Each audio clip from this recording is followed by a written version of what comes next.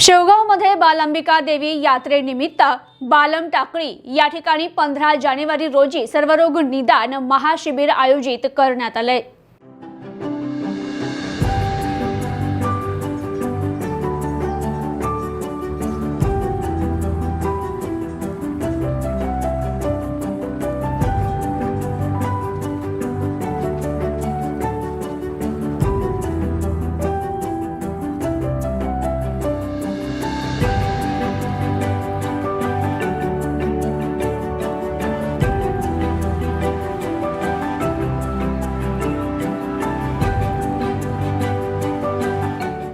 शेवगाव तालुक्यातील बालम टाकळीचे ग्रामदैवत श्री बालंबिका देवी यात्रा उत्सवानिमित्त जय्यत तयारी सुरू आहे। बालंबिका देवीच्या दर्शनाला महाराष्ट्रातून भाविक भक्त मोठ्या संख्येने येतात।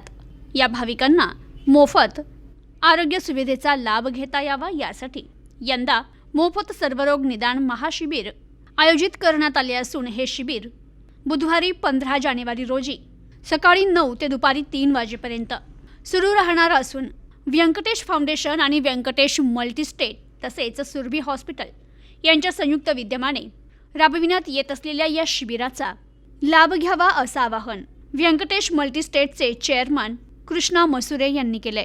तर या सर्वरोग निदान शिबिरामध्ये पोटविकार, हृदयरोग, मेंदू आणि मणक्यांचा आजार, मधुमेह, अस्थिरोग आणि स्त्रीरोग यांच्याशी संबंधित आजारांचं निदान यातून करण्यात येणार आहे।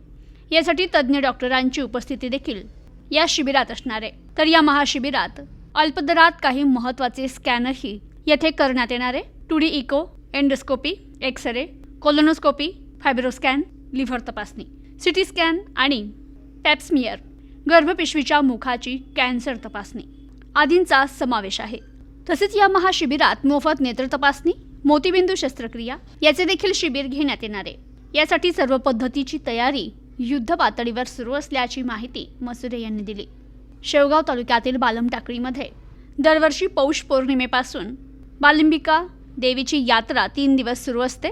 श्री बालंबिका देवी ही माहूरच्या रेणुका मातेचं साक्षात रूप असून याबाबतची आख्यायिका प्रसिद्ध आहे।